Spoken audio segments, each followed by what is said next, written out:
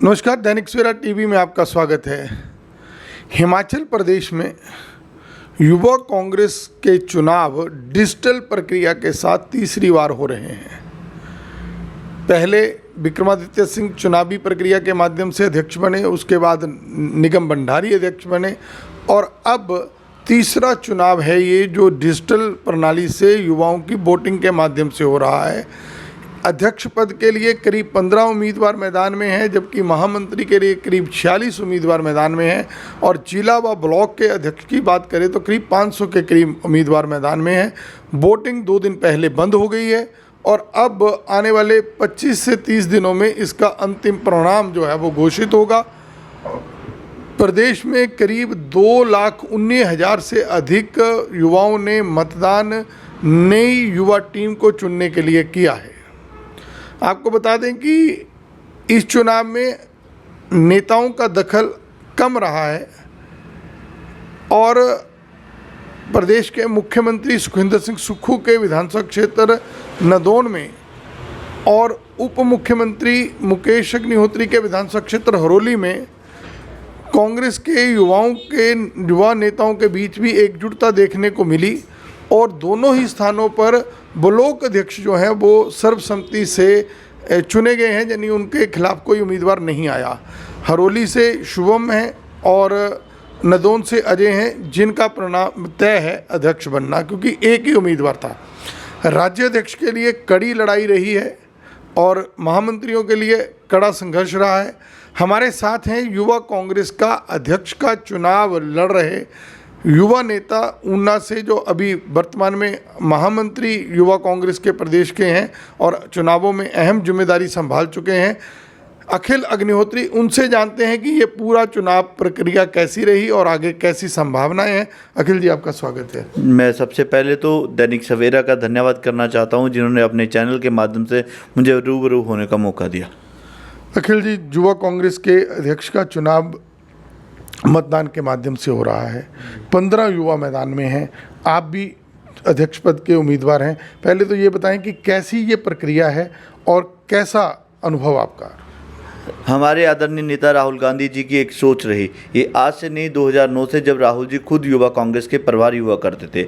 उन्होंने कहा था कि आम घर से उठाकर हर युवा को मंच पर बैठाने का प्रयास करूंगा। वही राहुल जी की प्रक्रिया आज तक लागू रही है, जिसमें हिमाचल प्रदेश ने भी 2 अध्यक्ष पहले दे चुका है, अब तीसरे अध्यक्ष की बारी है। रही बात हमारी, हमने भी पिछला चुनाव जनरल सेक्रेटरी का लड़ा, प्रदेश महासचिव का लड़ा। उसके बाद मेरे काम को देखते हुए हिमाचल प्रदेश युवा कांग्रेस के अध्यक्ष निगम भंडारी जी ने मुझे प्रदेश का उपाध्यक्ष बनाया। आज हम लोग 15 लोग, हमारी पीछे युवा कांग्रेस के चुनाव के शुरू होने से पहले हमारी एक प्रक्रिया हुई, जिन्होंने प्रदेश का अध्यक्ष का चुनाव लड़ना था, उन लोगों की एक इंटरव्यू हुई। उस इंटरव्यू के माध्यम से हम लोग एक चयनित किए गए और यही 15 लोग प्रदेश के अध्यक्ष का चुनाव लड़ सकते हैं। आज हम लोगों ने चुनाव लड़ा। हिमाचल प्रदेश के तमाम युवाओं का धन्यवाद करना चाहते हैं, जिन्होंने 1 महीने की इस वोटिंग प्रक्रिया में हम सबका साथ दिया, सहयोग दिया। आभार व्यक्त करना चाहते हैं हिमाचल प्रदेश के हर एक नागरिक का, हर एक युवा का, जनजातीय क्षेत्र हो, हमारे प्लेन एरिया हो, हर युवा ने काफ़ी अच्छे ढंग से में भागीदारी निभाई है। हम आभार व्यक्त करना चाहते हैं। बाकी हाईकमान के ऊपर तय हो चुका है कि अब रिजल्ट कब आएगा, रिजल्ट का परिणाम जो होगा उसके माध्यम से जो भी नतीजे होंगे वो आप सबके माध्यम से पता चल जाएंगे। चुनाव की प्रक्रिया करीब 2 महीने की रही। 1 महीना स्क्रूटनिंग होती रही, तय होता रहा और 1 महीना वोटिंग चली और करीब 2,19,000 वोटर्स जो हैं उन्होंने वोट डाली। हालांकि अब ये पता नहीं है कि किस उम्मीदवार को कितने वोट पड़े, वो चुनाव डिजिटल है तो वो चुनाव अधिकारी को पता लगेगा, जो उनकी टीम को पता लगेगा। इस चुनाव में आप कैसा मानते हैं कि नेताओं का दखल क्या रहा? क्योंकि प्रदेश में कांग्रेस की सरकार है और संगठन कांग्रेस का है, तो क्या नेताओं का दखल किस प्रकार का रहा चुनाव को लेकर? मैं भाई साहब आपको बताना चाहता हूं कि जब चुनाव की प्रक्रिया शुरू होनी थी तब ही हमारे सिस्टम का एक क्राइटेरिया फिट हो गया था कि अगर नेताओं की भागीदारी मानी जाएगी तो उस व्यक्ति को वहां से पद मुक्त कर दिया जाएगा, या उसका नॉमिनेशन रद्द कर दिया जाएगा। उसी मद्देनजर रखते हुए किसी भी नेता की इसमें इंटरफेरेंस नहीं रहती है। ये आम चुनाव था। 2,19,000 युवा जुड़े, उन्होंने अपने सिस्टम से सबको वोटिंग की, चाहे वो सबसे पहली वोट प्रदेश अध्यक्ष की थी, फिर प्रदेश महामंत्री की थी, फिर जिला अध्यक्ष की थी, फिर जिला महामंत्री की थी, ऐसे ही असेंबली अध्यक्ष की थी। इस सब के माध्यम में किसी भी नेता का कोई भी भागीदारी नहीं रही है। जहाँ तक कि युवाओं की बात है, युवाओं ने खुद इसके ऊपर अपना निर्णय लिया है। बाकी टॉप इसमें यह भी नहीं होता कि टॉप फर्स्ट आकर ही आप अध्यक्ष बन सकते हैं। युवा कांग्रेस का एक क्राइटेरिया फिट हो चुका था, आज से नहीं, इससे पहले भी जो चुनाव हुआ उसमें भी यही रहता है कि जो भी टॉप 3 में आएगा उस व्यक्ति को अध्यक्ष पद के लिए इंटरव्यू के लिए बुलाया जाएगा और इंटरव्यू के माध्यम से अध्यक्ष बनाया जाएगा। हाल में ही परसों चंडीगढ़ युवा कांग्रेस का चुनाव हुआ, वहां जो 2 लोग चुनाव लड़ रहे थे उनमें से एक का रिजल्ट कल रात आ चुका है, वहां भी अध्यक्ष घोषित कर दिया गया है।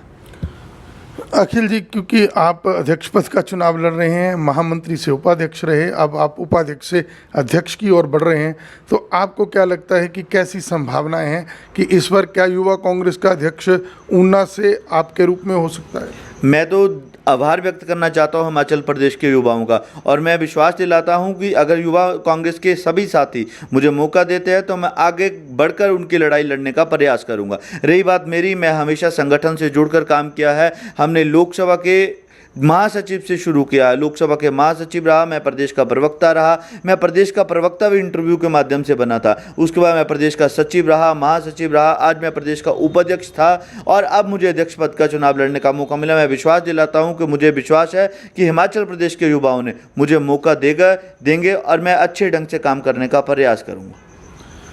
प्रदेश में कांग्रेस की सरकार है, युवा कांग्रेस क्योंकि एक मुख्य संगठन माना जाता है, तो आपको क्या लगता है कि अभी तक युवाओं के लिए कांग्रेस की सरकार किस प्रकार से काम कर रही है और आगे का क्या आपको रहेगा?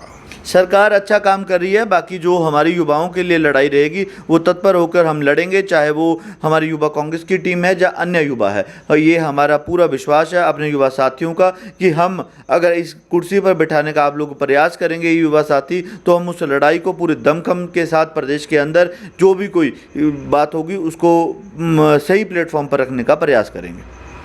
तो ये थे हमारे साथ अखिल अग्निहोत्री, जो युवा कांग्रेस के प्रदेश अध्यक्ष पद के दावेदार हैं और अब इनकी धड़कनें भी तेज हैं क्योंकि चुनाव परिणाम जो है वो करीब इस महीने के अंत तक, नहीं तो 10 नवंबर से पहले आ सकता है। उसके बाद 3 का पैनल अध्यक्ष के लिए बनेगा, उसके इंटरव्यू के बाद फाइनल अध्यक्ष जो है वो तय होगा।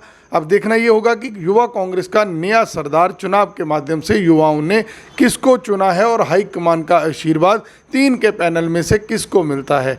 दैनिक सवेरा टीवी के लिए अपने सहयोगी लखवीर लक्की के साथ ऊना से राजीव भनोट।